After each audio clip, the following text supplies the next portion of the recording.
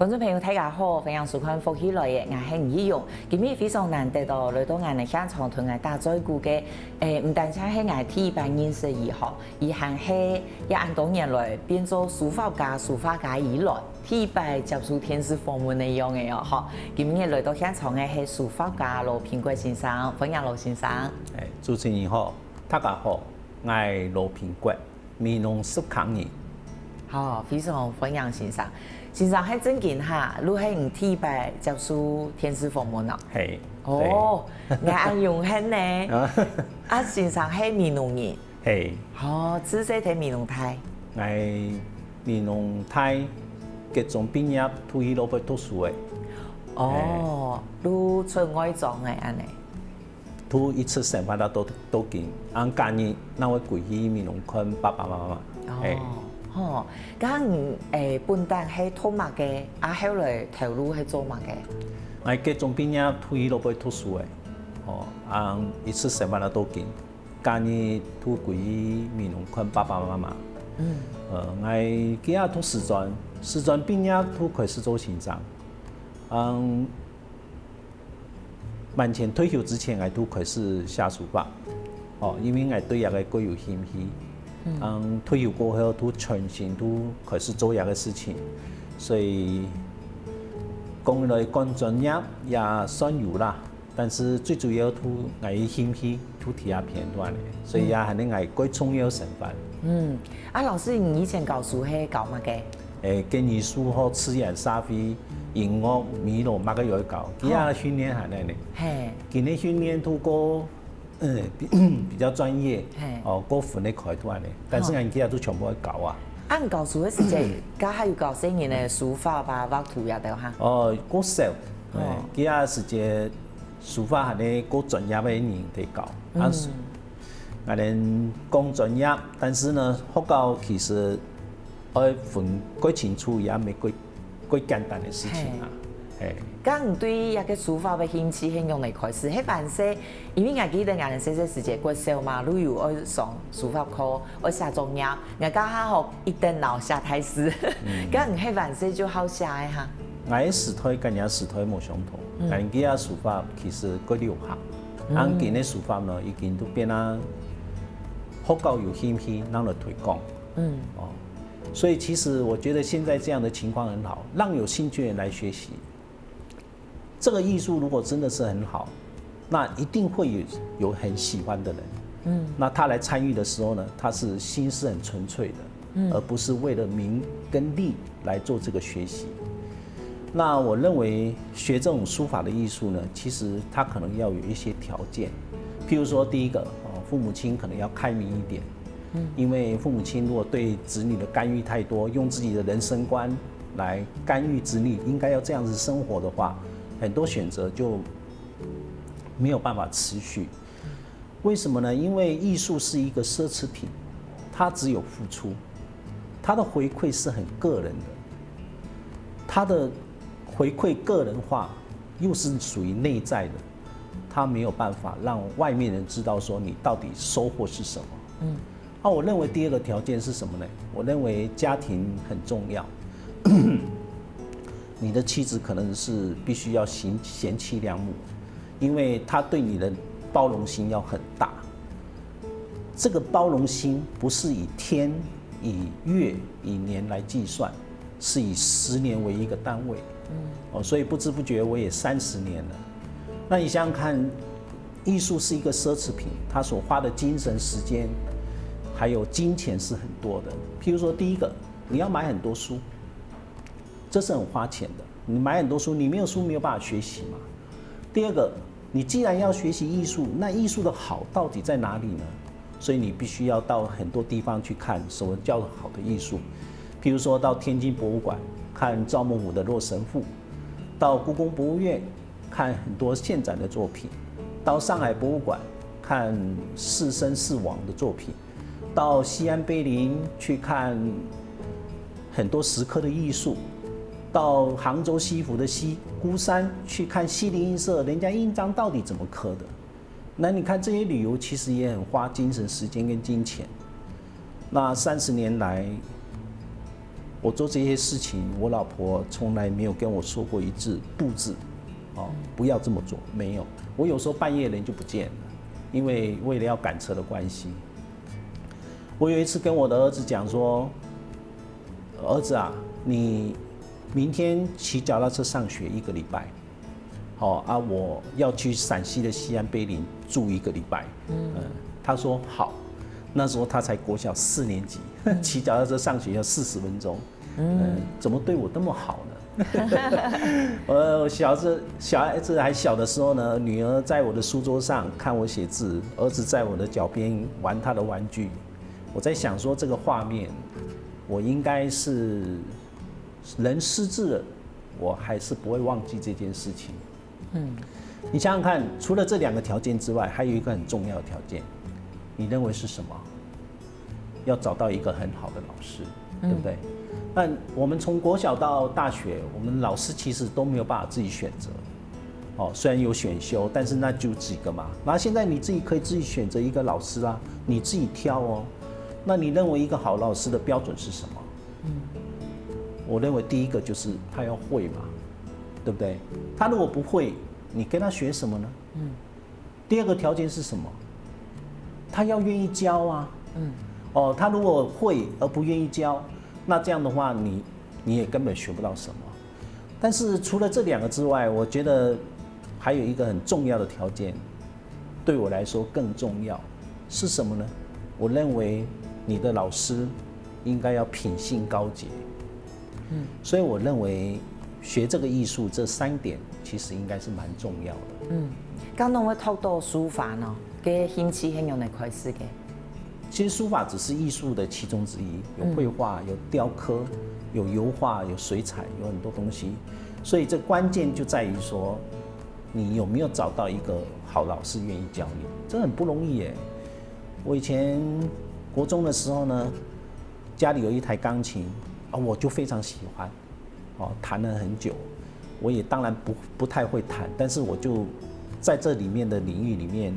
我就生活过得很充实跟快乐。后来到外面读书的时候呢，我看人家吹笛子也很棒啊，我也学着人家吹。笛子声音很高亢的，你在这个地方吹笛子，哇，那所有的人都会被你吵到。所以我以前在吹笛子的时候呢，是常常下大雨的时候，有雷的时候，你才敢吹。但是这样子能多久呢？况且自我学习常常。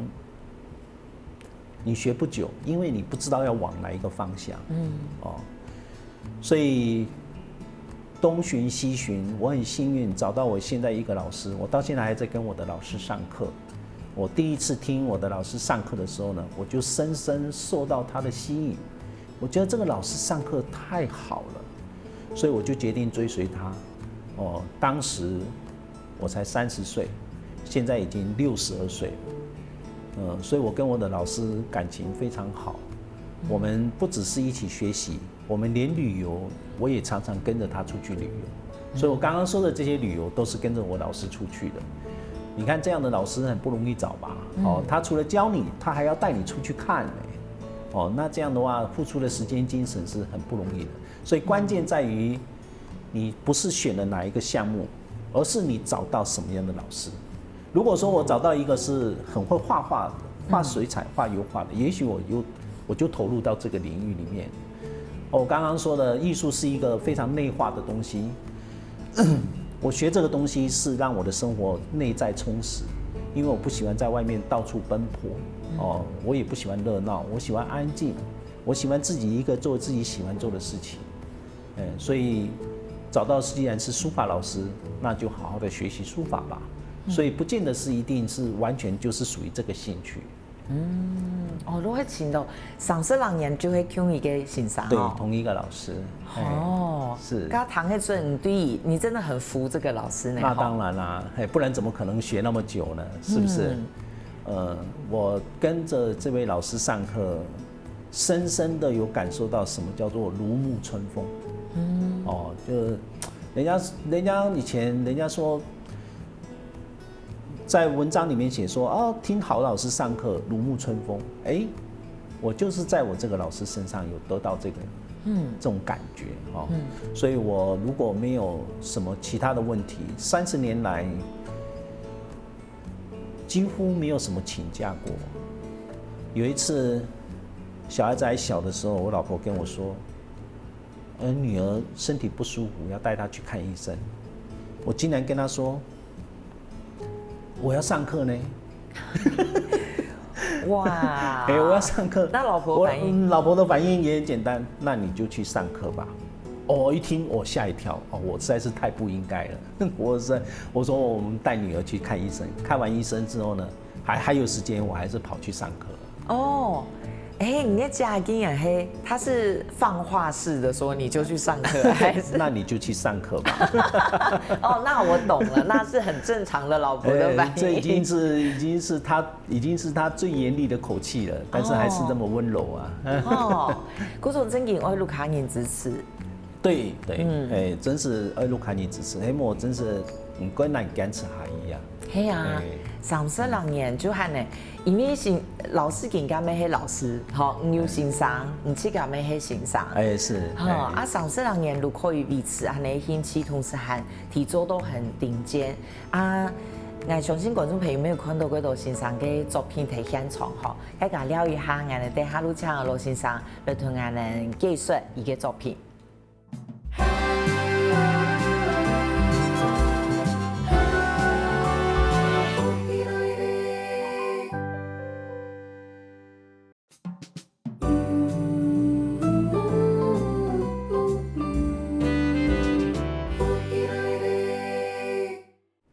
分享到將來福喜來嘅現場，今日嘅來賓係書法家，咩係川劇家羅平國先生。而家稍後來當然因為大家看到亞安道先生嘅作品，都會很好奇咁亞團會請先生來同我哋介紹，你嘅作品我哋對，因為書畫係先開始嘅嘛，係咪？對，我們這個派別，假設如果是派別的話，我們這個派別不是以創作為主，而是以學習為主。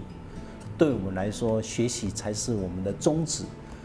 你的學習的能量越強，你學得越多，你內在的 DNA 所散發出來的東西就越豐富。這應該同意吧？如果說我想要寫一本書，我應該要看很多書，才有辦法把這本書寫得很有內容而不是自己胡思亂想。北宋有一個大學者叫朱熹，這個學者非常有學問，當年是祭酒。祭酒就是領導者的意思。人家問他說：“你為什麼這麼有學問，而且源源不絕？”他怎麼回答？他就寫了一首詩，我念給你聽，可以嗎？當然。半畝方塘一鑑開，天光雲影共徘徊。問渠哪得清如許？為有源頭活水來。這有一個小池塘，它很小。但是它浮光倒影是遼闊的天空。這個水池的水為什麼那麼清澈呢？是因為有源源不絕的水從上面流進來。那反映到我們人生的學習路上，就是說我這個腦袋瓜子其實不大，但是呢，我的學習的能量很強大。我不限制自己到底是應該在哪一個小範圍裡面。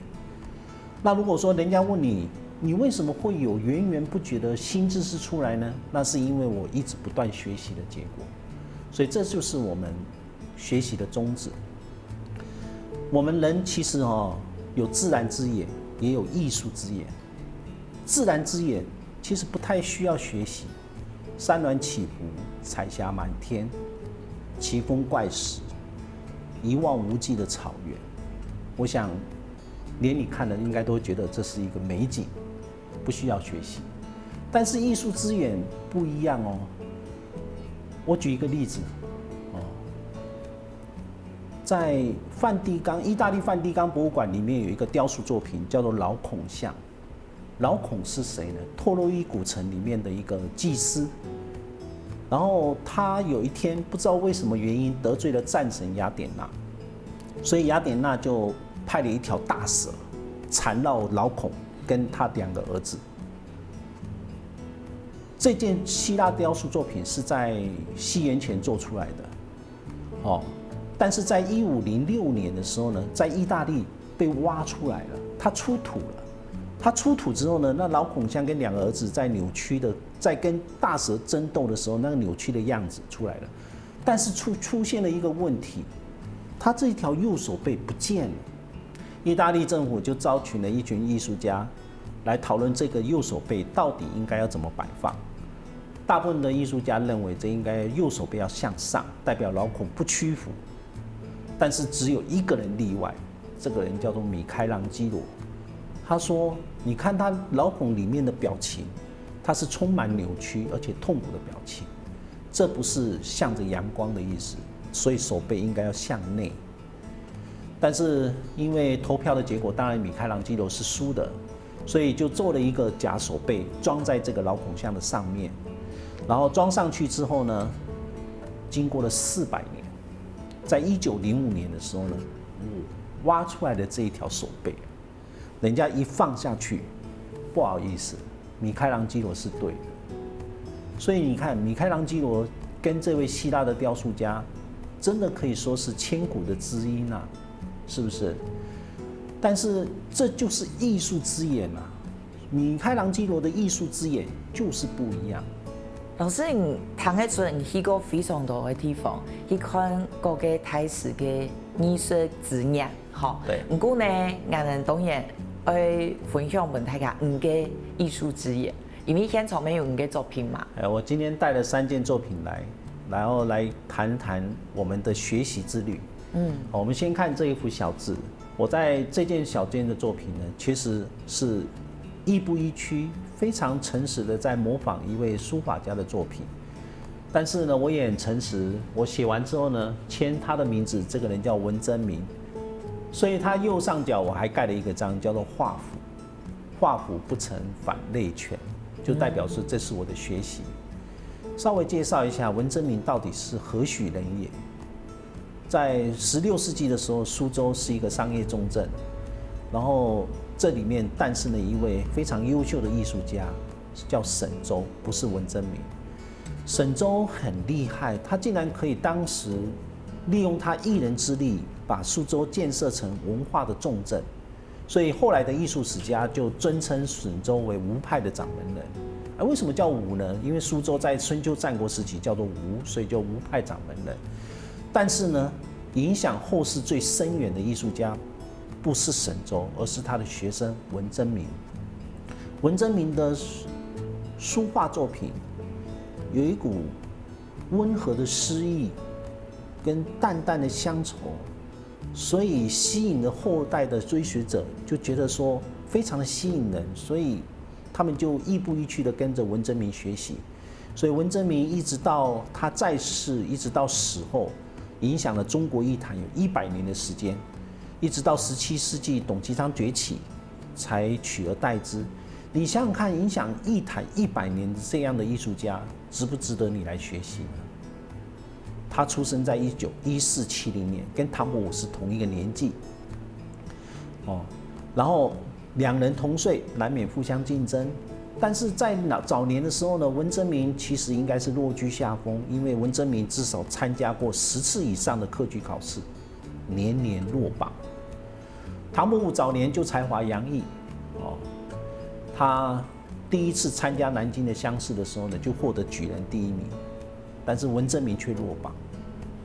这时候，文征明的爸爸文龄就跟他的儿子说说唐伯虎虽然是很有才华，但是他飞扬跳脱，以后我的儿子未来的成就一定会高过他。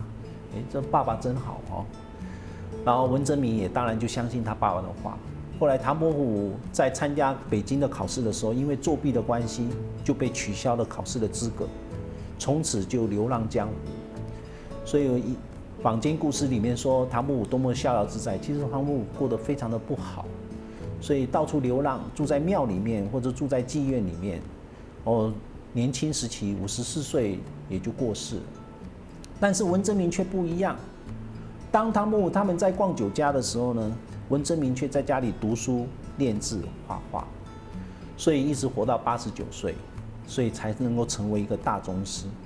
那我要问，这样的人你不去学习，你到底要学谁呢？再来看一下另外一幅比较大的字，山重水复疑无路，柳岸花明又一村。你说我这个是学习谁呢？我学了文征明，学了溥心畬，学了很多人，但是这幅字我到底是学谁呢？其实应该也可以说是有属于我自己的风格，对不对？这样的一幅大字，才14个字，这14个字代表什么呢？你必须要每一个字都要不太一样，它有长有短，有宽有窄，因为这样看的人才不会讨厌啊。如果说每一个字都写得整整齐齐，那这样的话，你看的人不是觉得很烦吗？那就看印刷字就好啦，那就不是一件好的艺术作品了。那我们再来看这幅画，我很喜欢这幅画。中国的水墨画其实在世间不太有这样的风景画。那为什么画家要这样画一幅画呢？他可能画家的心里面的想法不太一样。我简单的介绍一下，你看这前面的近景有3棵比较大的树，它们分别伸向不同的地方，然后呢，这里面有一个破房子，表示这里面有人烟。但是以房子来看的话，这3棵树真的非常的高大，这在世间里面不太有可能这样的风景吧。其中有一棵树呢比较高，它往上长，为了要连接后面的远山，穿过宽广的水面，到达了远山。那远山呢，也是平平无奇的山景，越深越远。那我们来看一下这幅画，其实很安静，对不对？这里面没有飞鸟，所以它没有翅膀挥动的声音，也没有鸟鸣叫的声音。宽阔的水面没有一艘船，因为如果有船的话，就有船桨的声音跟人的声音，所以这幅画其实很安静。我画完这幅画之后呢，我大概停了3个月才把这幅字提上去。你想想看，如果说这样的一幅画要把字提上去，要提什么样的句子？山高水长，山明水秀，远山含笑，应该都不适合。或者我在读书的时候呢，读到了这首诗，哇，我非常喜欢，应该跟这幅画可以相契合。我念给你听，可以吗？好啊。欲写新诗尘满机，我想要写一首诗，但是发现桌子上都是灰尘。为我欲言淡如水。如果我的朋友看到我写这首诗，应该会觉得说，啊，你写的都是陈腐的旧言，没有什么新鲜事。对啊，是这个样子，没有错啊。白云淡淡何从来，伴我孤影北窗里。我现在看一看窗外，其实就只有我一个人，就只有天上的白云来陪伴我而已。酒味甘浓一边酸，诗情对面酒一山。白云且结无情友，明月幽情与往还。这首诗也没有声音，也很安静，所以这幅画是代表我一个生活的上的心境，寻求的就是一个安静的生活。所以我右下角也盖了一个印章，叫西湖禅河。禅河是参禅的人，参禅的人其实是不喜欢热闹的，所以像这样的一幅画代表我的心画。所以像这样的画，其实大部分都不是描述外在的风景，代表我内心的世界。我看齐邦媛写的小说《巨流河》，我认为这就是他的心画。我很喜欢川端康成写的《雪国》这本书，我认为这也是他的心画。所以这个对艺术家来讲，这种心画要找知音不容易，但是他可能隐藏在人群之中，所以这幅画要找知音也不容易，因为它太安静了。如果没有经过解释的话，我想很多人也不了解画家的心意到底是如何。不过刚刚我老师跟我讲诶，我讲我你课语练一下好唔好？唔过可以给节目，唔讲一部法都可以讲几句。不过人哋係唔先講到，先生唔但請會寫書法會畫一個水墨畫，而係會傳起到，人哋聊一下個技術來談先生講好談嘅故事。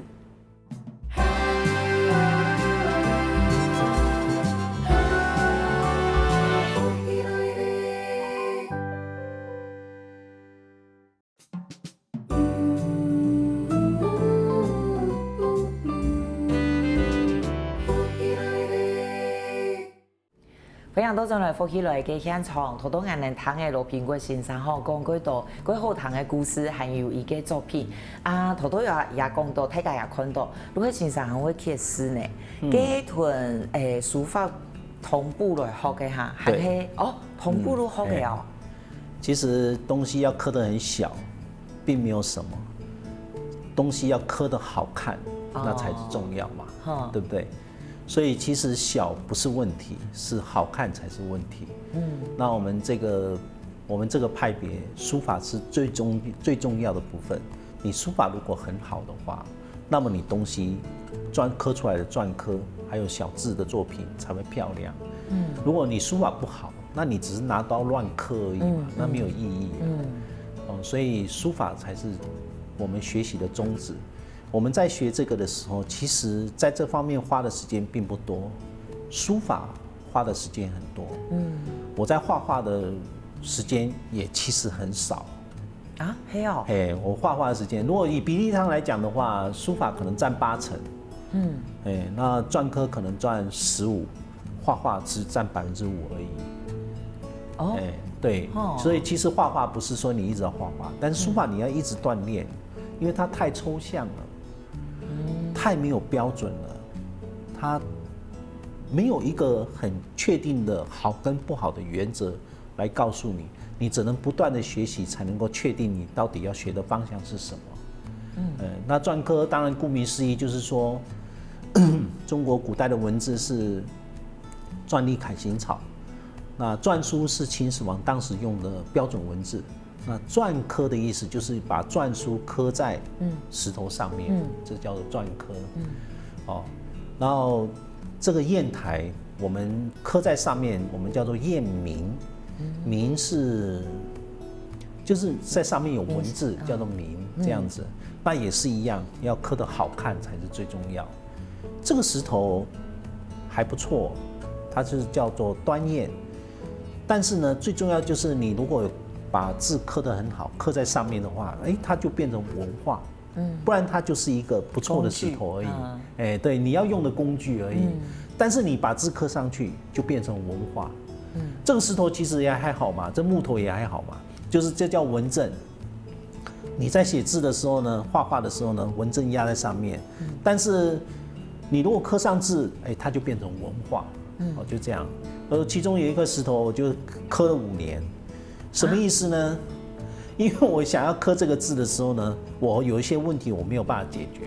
后来我到了埃及去看它的浅浮雕，看到他们怎么刻之后呢，这样我知道怎么解决了。所以刻了5年的意思是我想要这样刻，但是我不知道怎么刻，所以去埃及回来的时候才知道怎么去解决。所以就是相隔5年，就是这个意思。刚你嘿永远屯天呢哈。还是你都会刻了自己好玩。对。我好像有听说老师刻字很贵。没有啦，没有人要啦。那时候我屯天也可以，也可以为大家刻案。对，是这样没有错。那时候陆冲先生讲的，你讲的派别嘿，重点是学习，对，不是创作。对，是不是也是因为这样，好给上次人演，竟然。你2014年让第100块个展哦，为什么你中间都没想会开个展啦？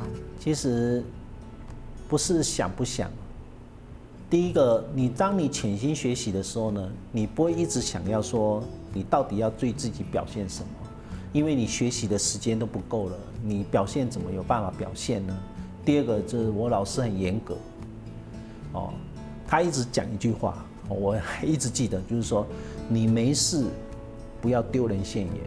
你东西如果不好，你出来，你连后悔的机会都没有。很幸运的就是3年前，我老师竟然突然跟我说，你可以开个展了。我吓一跳，我说这样吗？熊不能接受。当然就这样子就开成了。在准备的这段期间，其实我老师更严格了。什么意思呢？因为他认为说你这些作品是要上墙给人家看的，不能够随随便便。所以他在我准备作品给我老师看，老师你看这样可不可以？几乎都是一直被打回票。哦，就一直打回票，就是说这样不好，那样不好，你应该要这样子。但是你说这种东西哪有说我今天跟你讲了，你明天就会呢？是不是？所以其实，在准备的过程，辛苦是属于这个地方。我学了30年，每次交做功课给我老师看，从来没有一句说这很好。